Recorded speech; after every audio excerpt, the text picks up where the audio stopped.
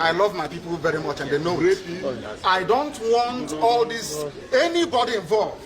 I've been hearing about idiots talking all over the place. Some fools trying to be relevant because of Biafra or trying to use my name to gain relevance. I don't want it. I don't want any killings, no kidnapping. All this nonsense are alien to us as a people. I don't know where these animals came from. They are taking advantage of the fact that I'm in detention. But it will soon end. It will soon end.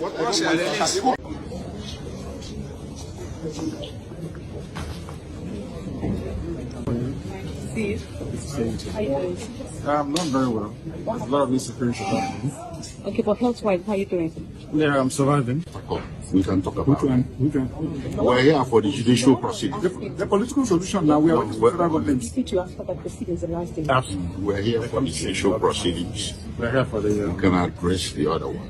We'll do that later. And we have written a letter to them that they have not replied. Okay, no problem. They've not responded. Yes, they have not responded. I met with Attorney General as and mind you, the political solution was a solution actually suggested by the Supreme Court. Then the judge. And most of you journalists should take time to go through some of these judgments and then come to your conclusions. Go through all the rulings and the judgments. You know we have no case to answer. Very well. Thank you very much. Thank you. Thank you. Not very well, just surviving. So, quick question. The last time you were in court, you talked about after-court settlement. You wouldn't mind. So, has that made any progress towards that regard in terms of... my lawyers are going to be able to actually tell you that. But you've been able to meet with them after that particular day? Have you dealt with this very issue? No. Which one? To what she has asked earlier. Just the interview is known that she's one of the senior judges at this court. Yes. And I have respect and love for her. She knows. What if this case comes back to her? Because she said no. It is not possible. This persecution of the Igbo people, this orchestrated, almost global persecution of the people, stops with me. It cannot happen. It can never happen. That is why we do what we do. That is why I do what I do. I am campaigning for the freedom of my people because of the persecution that we are facing. It's as simple as that. Nothing more, nothing less. Thank you very much. You will understand the virtuousness, the emptiness of all the charges against me. Okay. They kept switching the charges. They said I committed this crime in England, isn't it? Yes. I made a broadcast in England. Yes. And in 9 charges leveled against me, this place where I committed this crime was London, United Kingdom. Yes. When my lawyers came to see me, I had a discussion with them about how I'm going to defend myself. I told them that no court in Nigeria has jurisdiction to try me. Because since this offense was committed in England, so they said, it's only a UK court that can give a Nigerian court the authority to proceed, isn't it? Yes. Based on that, they removed London. Based on that, they now amended the charge again and removed London. Location of the blood. Location of the blood. Contrary to section 196, 174 of the Terrorism Prevention Act 2022. in violation of their own laws. In violation of their own laws. And you want me to stand trial under such circumstances? Is that possible? Nnamdi Kanu to stand trial where all these shenanigans are going on? It's not possible.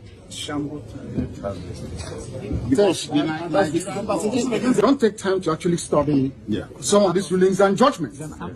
Go and study. In fact, I'll give you. Bring the envelope. Bring the envelope. To use my name to gain relevance. I don't want to. I don't want any killings, no kidnapping. All this nonsense are alien to us as a people. I don't know where these animals came from. They are taking advantage of the fact that I'm in detention. But it will soon end. They know what IPOB stands for. IPOB is one family. Any idiot trying to leech on IPOB, trying to use the name of IPOB, trying to subvert the will of the people, our principles and our core values, that person has a lot to contend with when the time comes. You can run, but you can never hide. You can run and hide and be talking all manner of rubbish. All right, before I let you go, there is this news that came up yesterday concerning Amidst. And I'm asking you, as a person that is under construction, that entity, why did Justice Binta have to withdraw from Nnamdi Kanu's trial? Because he couldn't, interpret the Supreme Court's, judgment.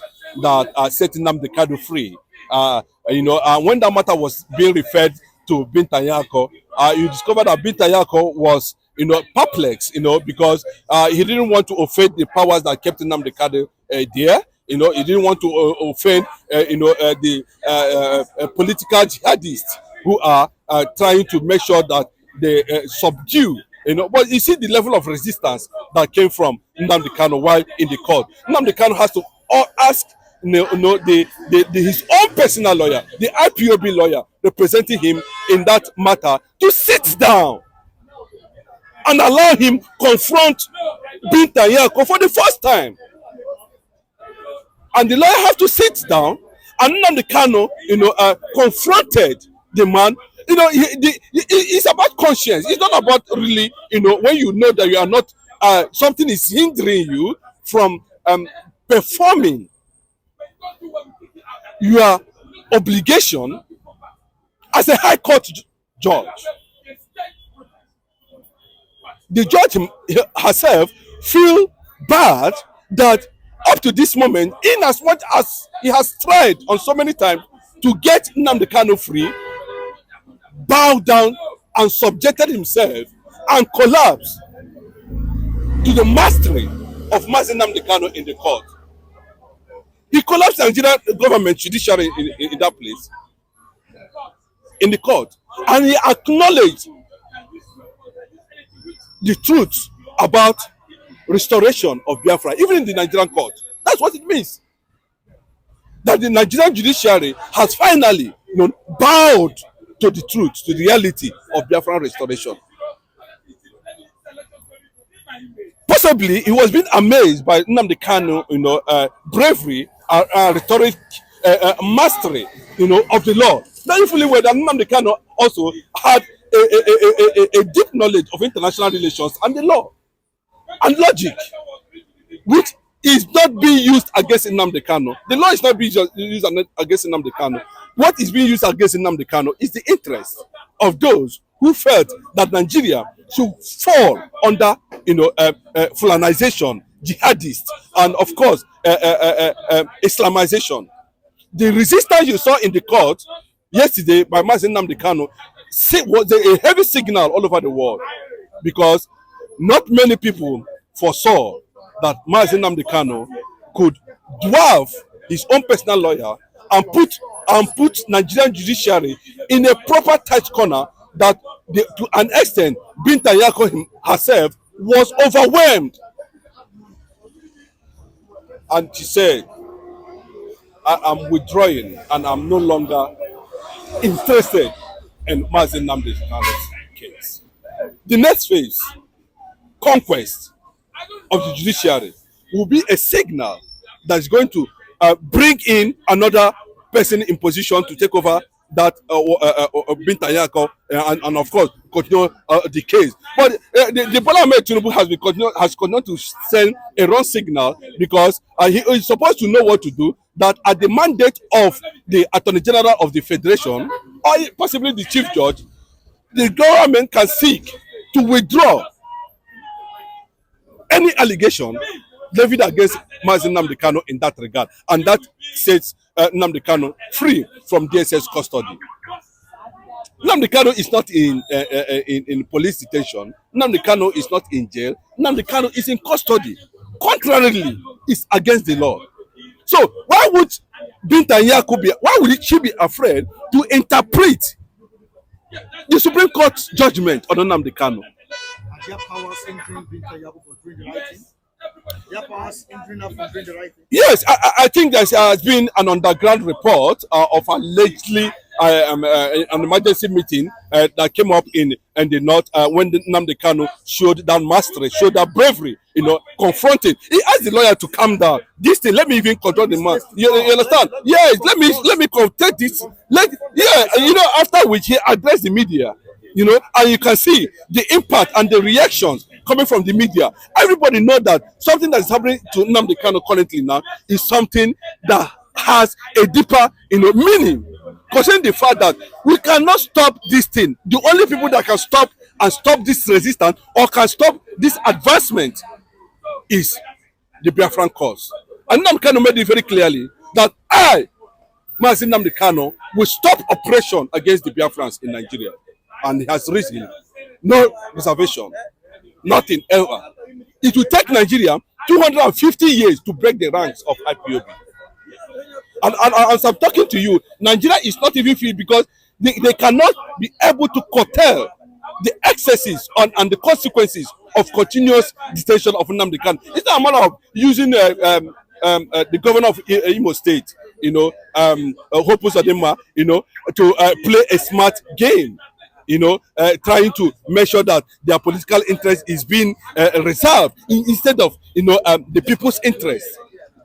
But the Biafranist movement globally outside Nigeria has already gone beyond some of these things that's been played out. But the good factor is that they didn't know that holding Nnamdi Kanu, has a different interpretation at the international stage, at the global stage, where we see the Speaker of the Free World, Mike Johnson, the Speaker of the United States of America, acknowledging Biafran Charter. We saw what happened at the AU when Simon Ekpa presented a Biafran Charter to the AU, and how one Ayo Idowu, a Yoruba woman, was struggling to step down that process in the AU. But that notwithstanding, we're seeing the Chinese government, we're seeing so many countries, Canada and the rest of them, acknowledging Biafran Charter.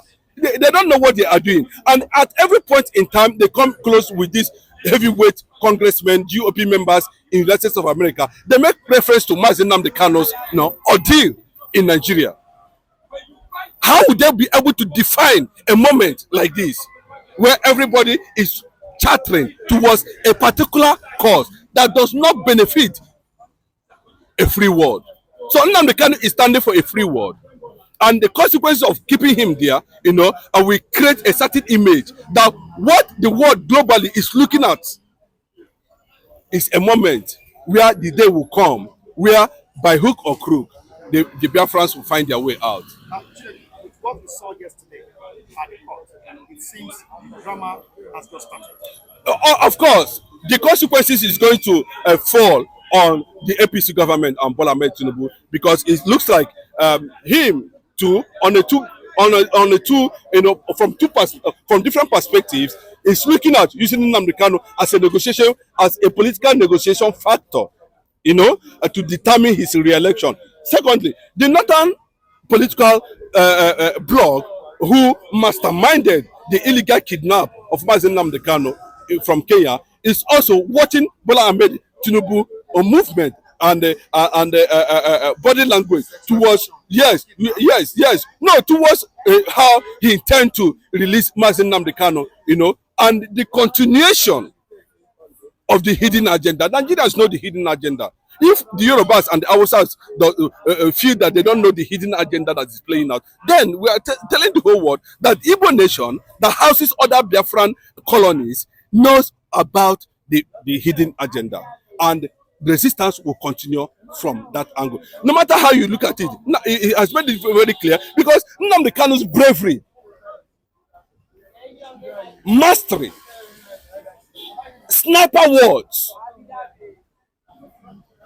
against enemies of the cause of reality is what we come to understand, that at this moment now he has defined that no amount of force, man-made, can be able to stop the spirit from taking up where he is heading to. And where is the spirit heading to? At the global stage, all over the world, the Biafran cause, the Biafran spirit, the Biafran restoration agenda has continued to take a more deeper and deeper and deeper spread globally.